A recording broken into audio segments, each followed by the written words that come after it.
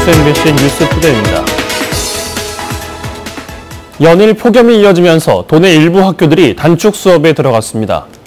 도교육청에 따르면 광양 중동중학교 등 도내 11곳의 학교에서 하교 시간을 3시간 앞당기는 등 시간을 조정해 단축 수업을 실시하고 있으며 아직 방학에 들어가지 않은 일부 학교에서 다음 주까지 단축 수업이 이뤄질 것으로 보입니다. 지난 19일까지 광주와 전남에서는 지속적으로 폭염특보가 내려지면서 105명의 온열 환자가 발생하고 15만여 마리의 가축이 폐사한 것으로 조사됐습니다. 본격적인 여름 휴가철을 맞아 여수 세계 박람회장에서 관광객들을 위한 다양한 이벤트가 펼쳐집니다. 여수 세계 박람회재단은 다음 달까지 매주 토요일 오후 3시에 해상 분수쇼를 무료로 진행하고 오는 24일부터 다음 달 8일까지는 비고쇼를 휴장 없이 운영한다고 밝혔습니다. 이와 함께 박람회장 내 아트 갤러리에서는 오는 9월 9일까지 움직이는 예술, 키네텍 아트로 유명한 윤성필 작가의 다양한 작품들을 만나볼 수 있습니다. 지역 종합병원인 여수 성심병원이 휴업을 고려하고 있다는 보도 전해드린 바 있습니다. 악화한 재정의 휴업 이유지만 근본적인 원인은 방만한 경영에 있다는 의혹이 불거졌습니다. 조희원 기자입니다. 성심병원이 지난해 직원 2명에게 지급한 급여 내용입니다. 각각 1억 5천여만 원과 1억 7천여만 원씩 1년 동안 3억 원이 넘는 돈이 지급됐습니다. 이처럼 억대의 연봉을 타간 직원은 현 성심병원 이사장의 어머니인 이모 씨와 누나 박모 씨. 이들은 각각 2014년과 2016년에 병원에 입사한 것으로 기록돼 있습니다. 하지만 이사장의 가족은 유령 직원이었습니다.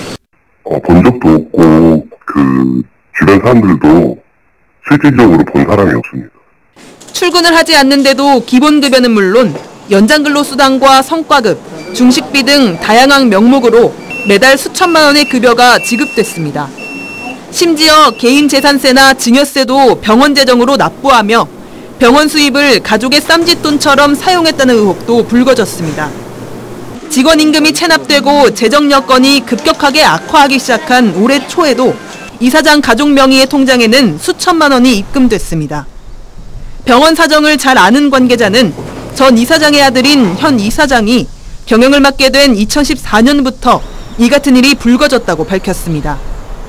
병원인데 업체 대금도 제대로 주지는 못하고 있는 상황인데 경영진들 그러니까 이사장 가족들 실제로 나오지도 않는 분들 급여까지 이렇게 나간다는 건 조금 불합리하다. 그래서 좀 다운시키라 했는데 그때 트러블은 좀 있었던 걸로는 알고 있어요. 지난주까지만 해도 휴업은 결정된 사안이 아니라고 했던 성심병원은 최근 직원들에게 재정 악화로 인해 다음 주부터 6개월 동안 휴업에 들어갈 예정이라고 공지한 것으로 알려졌습니다. 이 병원에 입원해 있던 환자들만 100여 명. 30년 넘게 운영되던 지역의 종합병원이 방만한 경영 의혹 속에 갑작스럽게 문을 닫으면서 피해는 고스란히 환자들의 몫이 됐습니다. MBC 뉴스 조희원입니다. 광양만 목질개 화력발전소 건립과 관련해 시민대책위가 광양시와 의회 반대 입장을 촉구했습니다. 광양만 목질개 화력발전소 반대 범시민대책위원회는 어제 광양시와 광양시 의회 앞에서 시민궐기대회를 갖고 광양 황금상단 내 목질개 화력발전소 건립 반대 입장을 강력하게 밝혔습니다. 또 6.13 지방선거에서 시민들에게 약속했던 광양시와 광양시 의회가 화력발전소 개발 반대에 더욱더 앞장서줄 것을 요구했습니다. 여수 상징문 건립 사업과 관련해 지역 원로들이 건립 위치 등의 재검토를 촉구했습니다. 지역 원로 모임인 여수 종고회는 어제 기자회견을 열고 여수 상징문의 위치가 부적절하다며 시 초입 경계 지점으로 변경해야 한다고 주장했습니다. 또 상징문에 포함될 홍보 문구도 삼도수금 통제형의 역사적 사실을 알릴 수 있도록 원점에서 재검토해야 한다고 강조했습니다. 여수시는 29억 원을 들여 자동차 전용도로 대포터널 인근에 여수를 상징하는 건축물과 쉼터를 조성하는 사업을 추진하고 있습니다. 장애인 기업이나 사회적 기업이 해외 시장에 진출하기는 좀처럼 쉽지 않은 게 현실입니다. 상대적으로 소외된 기업들의 해외 판로를 개척해주기 위해 세관 당국이 수출 지원에 나섰습니다. 이계상 기자입니다. 후두 절제 수술 이후 목소리를 낼 수 없게 된 환자들이 사용하는 인공 후두 장치를 생산하는 업체입니다. 장애인 기업인 이 업체의 대표 역시 30여 년 전에 목소리를 잃은 뒤 관련 제품 개발에 뛰어들었습니다. 5가지의 특허를 따낼 정도로 기술력을 인정받았고 가격도 외국 제품의 절반 수준에 불과합니다. 전 세계적으로 160만 명의 환자가 잠정 고객이지만 국내 시장은 1만 명에도 미치지 못합니다. 국제사회에 준수하지 않으면 살아남기가 어렵다라는 판단하에 지속적으로 연구하고 장애인들이 모여 친환경 비누와 세제를 만드는 업체 역시 판로 개척이 가장 큰 어려움입니다. 사회적 기업으로 시작해 10여 가지의 친환경 제품을 생산하고 있지만 국내 시장 경쟁이 치열하다 보니 중국이나 동남아 시장으로 진출하기 위한 준비를 하고 있습니다.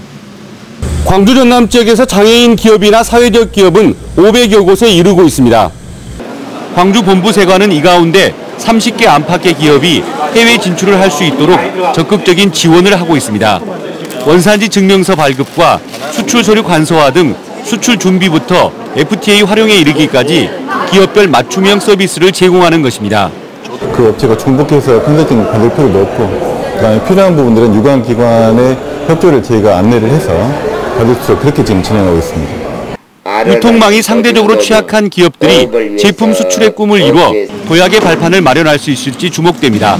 MBC 뉴스 이계상입니다. 계속되고 있습니다. 지난 밤 사이에는 열대야 지역이 더욱더 늘어났는데요. 특히 강릉의 경우는 지난 밤 사이 최저기온이 29.8도로 밤 사이 내내 30도 안팎까지 기온이 올랐습니다. 서울도 24.9도를 기록하면서 열대야 수준의 더위가 나타났습니다. 낮더위도 더욱더 극심해지겠습니다. 서울의 낮 기온이 오늘은 36도까지 치솟겠고요.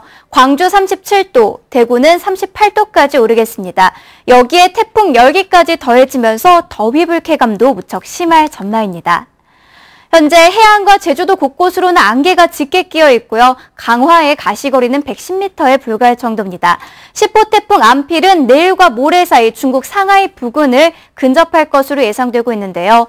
이에 따라 우리나라 쪽으로 덥고 습한 공기를 불어와 날이 더욱더 더워지겠습니다. 오늘 전국 하늘 대체로 맑겠습니다. 다만 오전까지는 곳곳에서 초미세먼지 농도가 다소 높게 나타나겠습니다. 또 전국적으로 오존이 강하겠고 특히 서울 경기 지방에서는 오존 농도가 매우 나쁨 수준까지 오르겠습니다.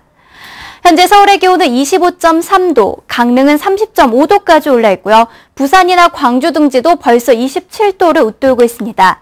한낮 기온은 서울이 36도, 춘천 36도, 광주 37도, 부산은 34도까지 오르겠습니다. 다음 주에도 내내 맑은 가운데 밤낮 없는 더위가 계속되겠습니다. 날씨였습니다.